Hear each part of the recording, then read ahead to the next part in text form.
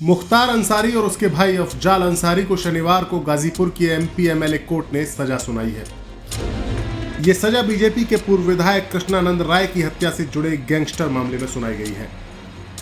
दरअसल यूपी में योगी का राज आने के साथ ही मुख्तार की उल्टी गिनती शुरू हो गई थी। एक जमाना था जब यूपी की सियासत और बाहुबलियों की दुनिया में मुख्तार अंसारी की तूती बोला करती थी।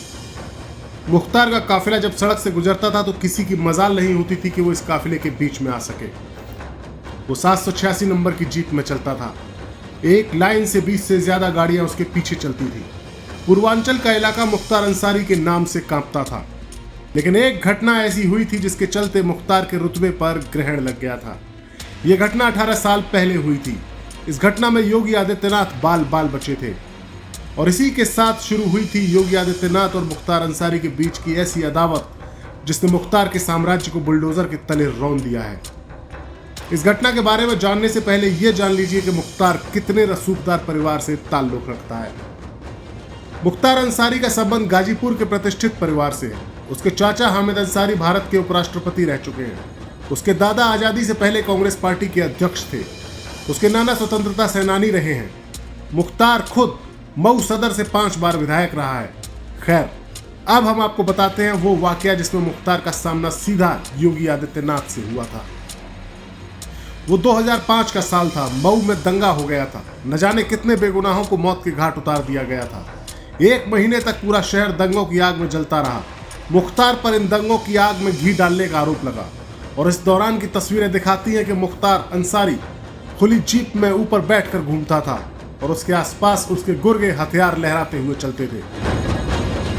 योगी आदित्यनाथ उस वक्त गोरक्षपीठ के पीठाधीश्वर थे। योगी ने मुख्तार अंसारी को चुनौती दी कि वो मऊ आकर पीड़ितों को इंसाफ दिलाएंगे। इसके लिए योगी आदित्यनाथ गोरखपुर से 10-12 गाड़ियों का काफिला लेकर मऊ की ओर निकले। रास्ते में गाड़ियां जुड़ती गईं और काफिला बढ़ता गया, लेकिन योगी के काफिले को मऊ गोरखपुर बॉर्डर के पास दोहरी घाट में ही रोक लिया गया। योगी को वापस लौटना पड़ा। आरोप लगे कि योगी को रुकवाने का काम मुख्तार के इशारे पर हुआ था। इस घटना के 3 साल बाद 2008 में योगी ने मुख्तार अंसारी को फिर ललकारा। हिंदू युवा वाहिनी के नेतृत्व में आजमगढ़ में आतंकवाद विरोधी निकालने का ऐलान किया। 7 सितंबर 2008 को डीएवी कॉलेज के मैदान में रैली होनी थी। मुख्य वक्ता योगी आदित्यनाथ थे। रैली वाले दिन गोरखनाथ मंदिर से योगी का काफिला निकला। उनके पीछे गाड़ियों की लंबी कतार थी। उसी समय चारों तरफ से पथराव होने लगा। पेट्रोल बम फेंके जाने लगे। ऐसा लग रहा था कि योगी आदित्यनाथ लाल एसयूवी में हैं, लेकिन वो अपनी गाड़ी पहले ही बदल चुके थे और हमले में बाल बाल बच गए। इसके बाद योगी और मुख्तार में ठन गई। मऊ दंगों के मामले में मुख्तार ने 2005 में सरेंडर किया था।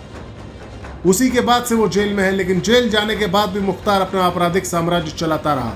साल 2005 में ही बीजेपी विधायक कृष्णानंद राय की सनसनीखेज हत्या हुई। नए विधायक बने कृष्णानंद राय के काफिले पर AK-47 राइफल से 500 से ज्यादा गोलियां बरसाई गई। कृष्णानंद राय समेत 6 लोग मारे गए।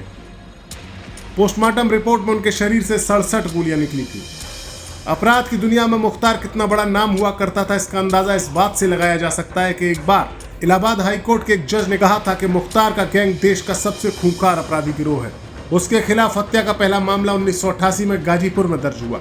तब उस पर मंडी परिषद के झगड़े को लेकर ठेकेदार सच्चिदानंद राय की हत्या करवाने का आरोप लगा था।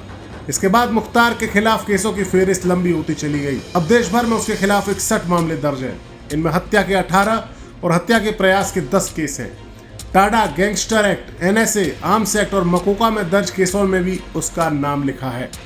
मुख्तार अंसारी 18 साल से जेल में है। यूपी में जब योगी की सरकार आई तो मुख्तार को लगा कि उसे खतरा हो सकता है।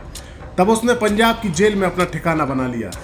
उस समय के पुलिस अधिकारी बताते हैं कि मुख्तार केवल कहने के लिए जेल में था। वो अपना पूरा गैंग जेल के अंदर से ही ऑपरेट करता था। वहीं अपना दरबार लगाता था और बड़े बड़े अधिकारी उसके साथ वहां जाकर बैडमिंटन खेला करते थे। जेल में रहने के बावजूद मुख्तार के अपराधों का सिलसिला नहीं रुका। जेल में रहते हुए उसके खिलाफ हत्या के 8 मामले दर्ज हो चुके हैं। 61 केसों में आरोपी मुख्तार अंसारी को सजा की बात करें तो उन्हें पहली सजा पिछले साल सुनाई गई। उसके खौफ का आलम यह हुआ करता था कि जज उसका केस सुनने से मना कर देते थे। लेकिन योगी सरकार की लगातार पैरवी रंग लाई और सितंबर 2022 में इलाहाबाद हाई कोर्ट ने मुख्तार अंसारी को 20 साल पुराने मामले में 7 साल की सजा सुनाई। ये मामला लखनऊ जिला जेल के जेलर एस के अवस्थी को धमकाने और जान से मारने की धमकी से जुड़ा था। और अब मुख्तार अंसारी और उसके भाई अफजाल अंसारी को साल 2005 में हुए बीजेपी विधायक कृष्णानंद राय की हत्या से जुड़े गैंगस्टर एक्ट के मामले में गाजीपुर कोर्ट ने सजा सुनाई है। मुख्तार को 10 साल और अफजाल को 4 साल की सजा हुई है।